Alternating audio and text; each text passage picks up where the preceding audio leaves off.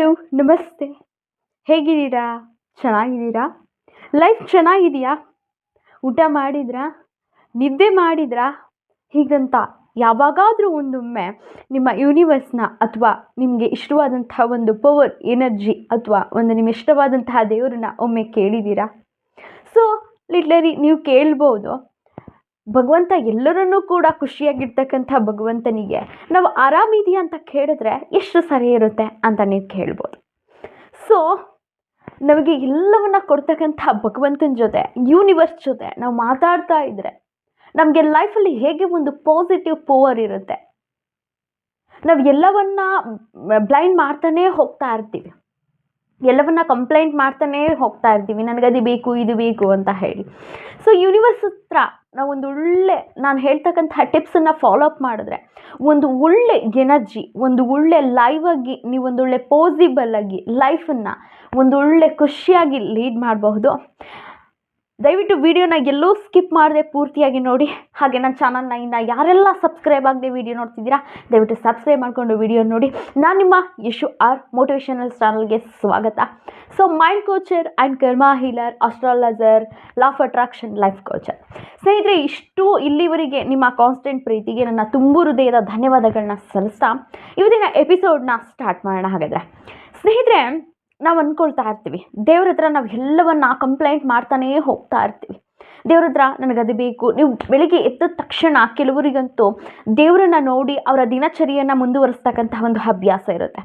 The moment ಆ ಭಗವಂತನ ನೋಡಿದ ತಕ್ಷಣ ನನಗಿವತ್ತು ಪ್ರಾಜೆಕ್ಟ್ ಸಕ್ಸಸ್ ಆಗಲಿ, ಇವತ್ತು ನಾನು ಹೋದಂತಹ ಕೆಲಸ ಸಕ್ಸಸ್ ಆಗಲಿ, ನನಗೆ ಅಷ್ಟು ದುಡ್ಡು ಸಿಗಲಿ, ನನಗೆ ತಥಾಸ್ತು ಲಿಸ್ಟು ಅಲ್ಲಿ ಸ್ಟಾಪೇ ಆಗಲ್ಲ, ಕಂಟಿನ್ಯೂ ಆಗ್ತಾ ಇರುತ್ತೆ. ದೇವ್ರಿಗೆ ನಾವು ಯಾವತ್ತೂ ಎಲ್ಲವನ್ನ ಕೇಳ್ತಾ ಇರ್ತೀವಿ.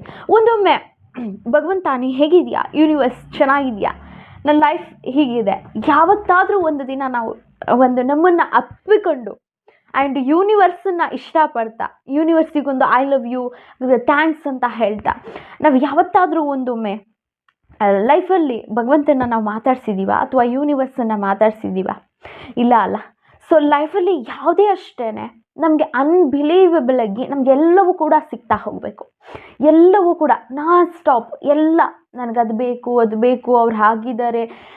ಸ್ಟಿಲ್ ನಾವು ಲೈಫಲ್ಲಿ ಕೆಲವೊಂದು ಸಲ ಅಂದ್ಕೊಳ್ತಾ ಇರ್ತೀವಿ. ಏನು ಅಂದ್ಕೊಳ್ತಾ ಇರ್ತೀವಿ? ಭಗವಂತನ ಏನಾದರೂ ಲೇಟರಿ ನಾವು ಕೇಳಬೇಕಾದ್ರೆ, ಭಗವಂತ ನನಗೆ ಅದನ್ನು ಕೊಡು, ಇದನ್ನು ಕೊಡು, ಯಾಕೆ ಅವ್ರು ಹಾಗಿದ್ದಾರೆ, ನಾನು ಇನ್ನೂ ಇಲ್ಲೇ ಇದ್ದೀನಿ, ನನಗೆ ಅದನ್ನು ಕೊಡು, ನನಗೆ ಆ ಒಂದು ಬೆಳವಣಿಗೆನ ಶಕ್ತಿ ಕೊಡು, ನೀನಿಲ್ಲದೆ ನಾನಿಲ್ಲ ಅಂತ ಈ ರೀತಿ ಭಗವಂತನ ನಾವು ಪ್ರತಿಯೊಂದು ಲಿಸ್ಟ್ ಹಾಕ್ತಾ ಹೋಗ್ತೀವಿ. ಇದಕ್ಕಿಂತ ಮಿತಿಮೀರಿ ನಾವು ಭಗವಂತನಲ್ಲಿ ಕೇಳಿ ಕೇಳಿ ಕೇಳಿ ಎಲ್ಲವನ್ನ ಸಾಕಾಗಿ ಭಗವಂತನ ಹತ್ರ ಹೋದಾಗ, ನಾನು ನಿನಗೆ ಕಾಣಿಸ್ತಿದ್ದೀನ, ನನ್ನ ಕಣ್ಣೀರು ನಿನಗೆ ನೋಡ್ತಿದ್ಯಾ, ಎಲ್ಲರೂ ಅಷ್ಟು ಖುಷಿಯಾಗಿದ್ದಾರೆ, ಅವ್ರ ಲೈಫ್ ಆಗಿದೆ, ನನ್ನ ಲೈಫ್ ಯಾಕೆ ಹೀಗೆ ಇನ್ನೂ ಇದೆ, ನಾನು ಯಾಕೆ ಇಷ್ಟೊಂದು ಸಫರ್ ಪಡ್ತಾ ಇದ್ದೀನಿ, ಅವ್ರು ಅಷ್ಟೊಂದು ಖುಷಿಯಾಗಿದ್ದಾರಲ್ಲ ಅಂತ ಈ ರೀತಿ ಒಂದು ಕಂಪ್ಲೇಂಟ್ನೇ ಮಾಡ್ತಾ ಇರ್ತೀವಿ ಭಗವಂತನ ಹತ್ರ ಹೋಗಿ.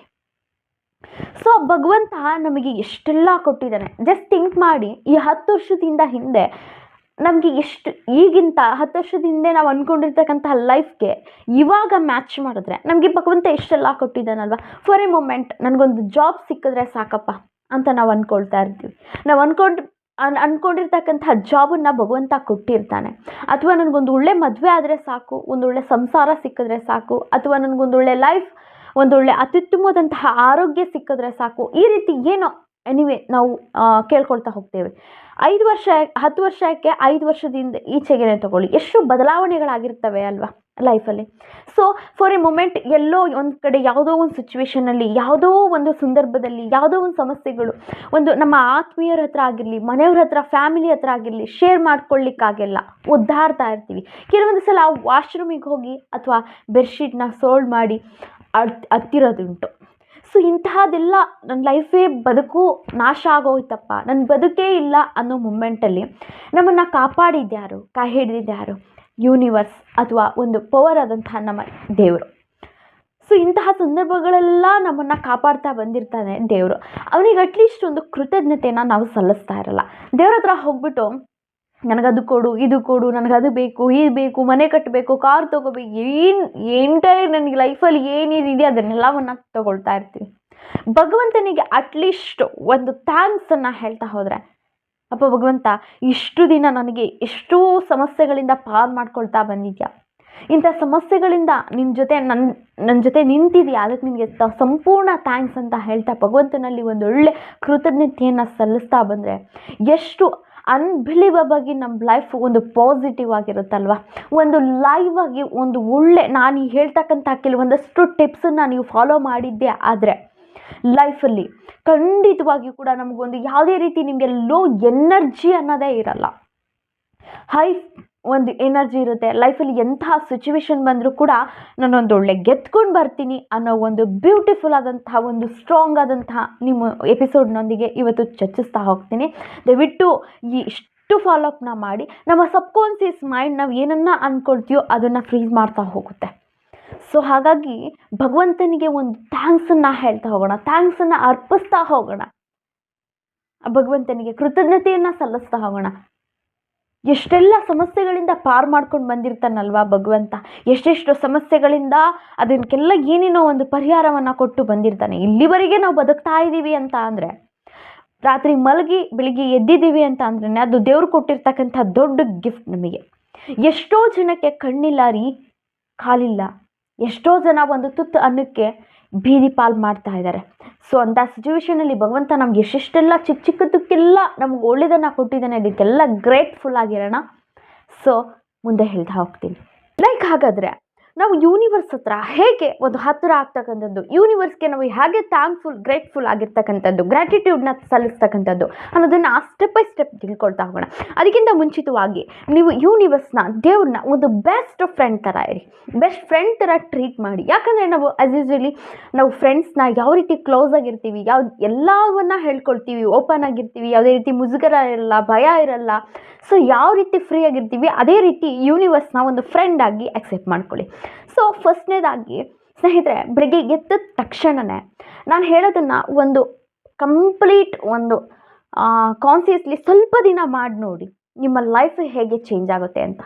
ಫಸ್ಟ್ ಬಂದು, ಹಾಗಾದರೆ ನೀವು ಟೆಂಪಲ್ಗೆ ಹೋಗ್ತೀರಾ. ಟೆಂಪಲ್ಗೆ ಹೋಗಬೇಕಾದ್ರೆ ನನಗೆ ಅದು ಬೇಕು, ಹಂಗೆ ಬೇಕು, ಇದು ಬೇಕು ಬೇಕು ಬೇಕು ಬೇಕು ಅಂತ ಎಲ್ಲವನ್ನ ಭಗವಂತನ ಕೇಳಿ ಕೇಳಿ ಕೇಳಿ ಬೋರ್ ಮಾಡ್ತಾ ಇರ್ತೀರ ಅಲ್ವಾ. ಸೊ ಅದನ್ನು ಫಸ್ಟು ನಿಲ್ಲಿಸಿ.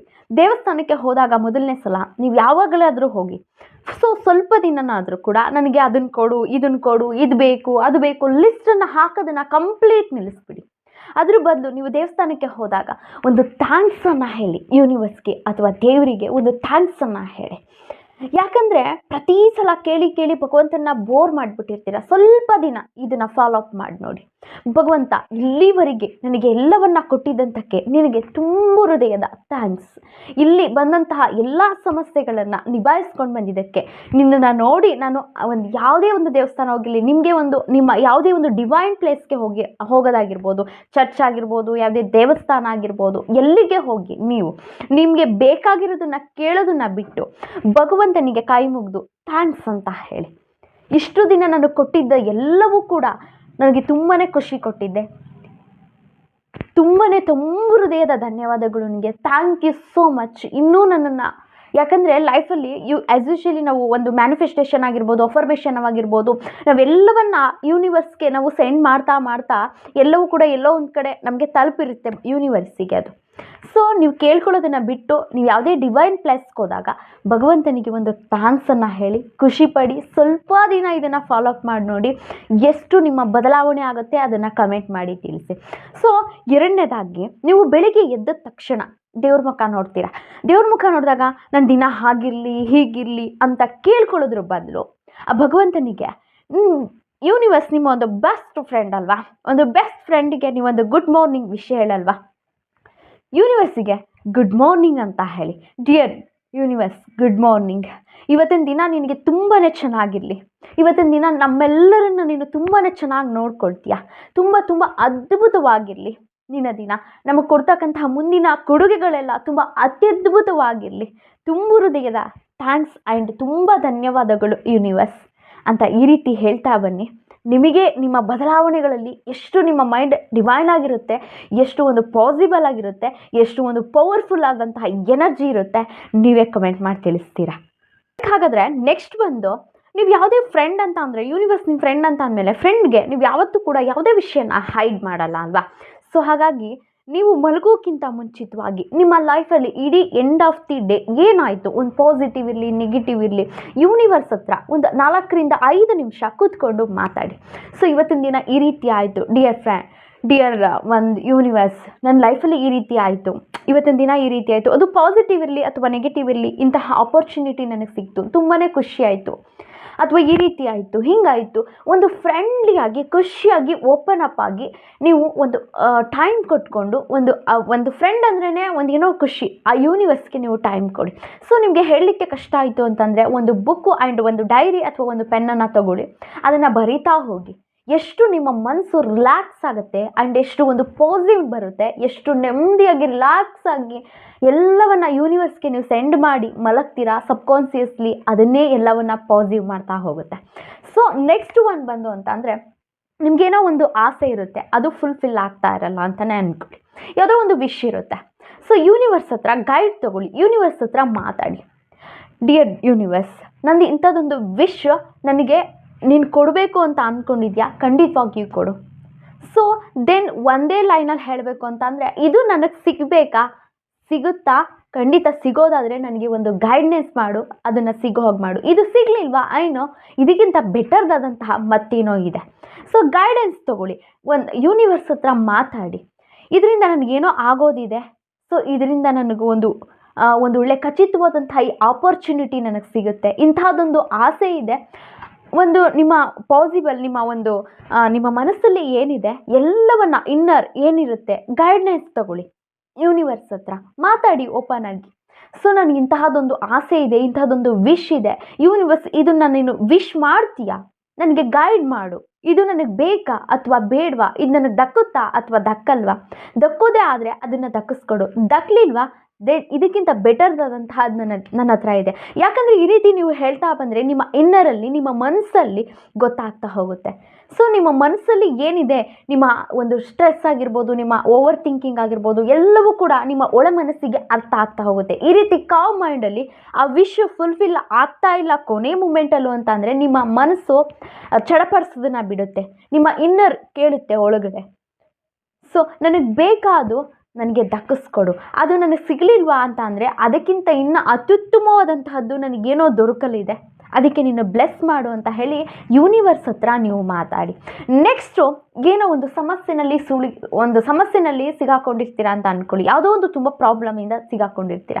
ಸೊ ಆ ಸಮಸ್ಯೆನೂ ಕೂಡ ಆ ಭಗವಂತನ ಯೂನಿವರ್ಸ್ ಹತ್ರ ಈ ಸಮಸ್ಯೆ ಕೊಟ್ಟಿದ್ಯಾ, ಈ ಸಮಸ್ಯೆನ ಎದುರಿಸ್ತಕ್ಕಂತಹ ಶಕ್ತಿನೂ ಕೊಡು ನನಗೆ, ಈ ಸಮಸ್ಯೆಯಿಂದ ಖಂಡಿತ ಏನೋ ಒಂದು ನನಗೆ ಒಳ್ಳೇದಾಗೋದಿದೆ, ಏನೋ ಒಂದು ಒಳ್ಳೆ ಅಂಶ ಇದೆ ನನ್ನಲ್ಲಿ, ಇದರಲ್ಲಿ ನನ್ನ ಲೈಫಲ್ಲಿ ಏನೋ ಒಂದು ತಿದ್ಕೊಳ್ಳೋದಿದೆ, ಏನೋ ಒಂದು ಅನುಭವ ನನಗೆ ತಂದುಕೊಡ್ಲಿದೆ, ಏನೋ ಒಂದು ಒಟ್ಟಲ್ಲಿ ನನಗೆ ಒಂದು ಒಳ್ಳೇದಾಗುತ್ತೆ, ಆ ಒಳ್ಳೇದಾಗುತ್ತೆ. I am believe, I am trust you. ನೀವು ಹೇಳ್ತಾ ಬನ್ನಿ, I am believe, I am trust you, I am believe, I am trust you ಅಂತ ನೀವು ಹೇಳ್ತಾ ಬಂದಂಗೆ ನಿಮಗೇ ಗೊತ್ತಿಲ್ಲದ ಹಾಗೆ ಯೂನಿವರ್ಸ್ಗೆ ಅದು ಒಂದು ಪಾಸಿಬಲ್ ಆಗಿ ಕನ್ವರ್ಟ್ ಆಗ್ತಾ ಹೋಗುತ್ತೆ. ಆ ಒಂದು ಸಮಸ್ಯೆನಲ್ಲೂ ಕೂಡ ನೀವೊಂದು ಆ ಒಳ್ಳೆ ಅಂಶವನ್ನು ಕಂಡಿಡ್ಕೊಳ್ತಾ ಇದ್ದೀರಾ ಅಂತಂದರೆ ನಿಮಗೆ ಖಂಡಿತ ಏನೋ ಅದರಲ್ಲಿ ನನಗೇನೋ ಒಂದು ಒಳ್ಳೆಯದಾಗೋದಿದೆ ಅನ್ನೋ ಒಂದು ಪಾಸಿಟಿವ್ನ ನೀವು ತಂದ್ಕೊಳ್ಳಿ. ಯೂನಿವರ್ಸ್ ಹತ್ರ ನೀವು ಕೇಳ್ತಾ ಬನ್ನಿ, ಆ ಸಮಸ್ಯೆಗೆ ನಿಮಗೆ ಖಂಡಿತ ಪರಿಹಾರನೂ ಸಿಗುತ್ತೆ ಆ್ಯಂಡ್ ಆ ಸಮಸ್ಯೆನಲ್ಲಿ ಒಂದು ಒಳ್ಳೆಯ ಅಂಶನೂ ಕೂಡ ನಿಮ್ಮ ಲೈಫ್ಗೆ ಇನ್ಕ್ಲೂಡ್ ಆಗುತ್ತೆ. ಸೊ ನಿಮ್ಮನ್ನು ನೀವು ಒಮ್ಮೆ ಕೇಳ್ಕೊಳ್ತಾ ಇರ್ತೀರಲ್ವ, ನನ್ನ ಲೈಫಲ್ಲಿ ನಾನು ತುಂಬ ಒಬ್ಬಂಟಿ, ನನಗೆ ಯಾರೂ ಇಲ್ಲ ಅಂತ. ಖಂಡಿತ ತಪ್ಪು. ನಾವು ಎಲ್ಲಿವರೆಗೆ ಇರ್ತೀವೋ ಯೂನಿವರ್ಸ್ ನಮ್ಮ ಜೊತೆನೇ ಇರುತ್ತೆ, ನಮ್ಮೊಟ್ಟಿಗೆ ಇರುತ್ತೆ. ಸೊ ನಮ್ಮ ಒಂದು ಪಾಸಿಟಿವ್ ಎನರ್ಜಿ, ನಂಬಿರ್ತಕ್ಕಂತಹ ದೇವರು ನಮ್ಮ ಜೊತೆ ಇರುತ್ತೆ. ನಾನು ಇಷ್ಟು ಹೇಳ್ತಕ್ಕಂಥದ್ದನ್ನೆಲ್ಲ ನೀವು ಫಾಲೋ ಅಪ್ ಮಾಡ್ತಾ ಬನ್ನಿ. ಖಂಡಿತವಾಗಿಯೂ ಕೂಡ ಲೈಫಲ್ಲಿ ಯಾಕೆ ನೀವೊಂದು ಸಕ್ಸಸ್ಫುಲ್ ಮ್ಯಾನ್ ಆಗಲ್ಲ, ಒಂದೊಳ್ಳೆ ಪೀಸ್ಫುಲ್ ಒಂದೊಳ್ಳೆ ಮ್ಯಾನ್ ಆಗಲ್ಲ, ನನಗೆ ಶೇರ್ ಮಾಡಿ ಅಂತ ಹೇಳ್ತಾ ಇಲ್ಲಿವರೆಗೆ ನೋಡಿದಂತಹ ತಮ್ಮೆಲ್ಲರಿಗೂ ಕೂಡ ತುಂಬ ಹೃದಯದ ಧನ್ಯವಾದಗಳು. ಈ ಎಪಿಸೋಡ್ ನಿಮಗಿಷ್ಟ ಆಗಿದ್ರೆ ದಯವಿಟ್ಟು ಎಲ್ರಿಗೂ ಕೂಡ ಶೇರ್ ಮಾಡಿ, ಲೈಕ್ ಮಾಡಿ, ಕಮೆಂಟ್ ಮಾಡಿ, ಹಾಗೆ ಸಬ್ಸ್ಕ್ರೈಬ್ ಮಾಡಿಕೊಂಡು ವಿಡಿಯೋ ನೋಡಿ ಅಂತ ಹೇಳ್ತಾ ನೆಕ್ಸ್ಟ್ ಎಪಿಸೋಡಲ್ಲಿ ಸಿಗೋಣ. ಅಲ್ಲಿವರೆಗೂ ನಮಸ್ತೆ.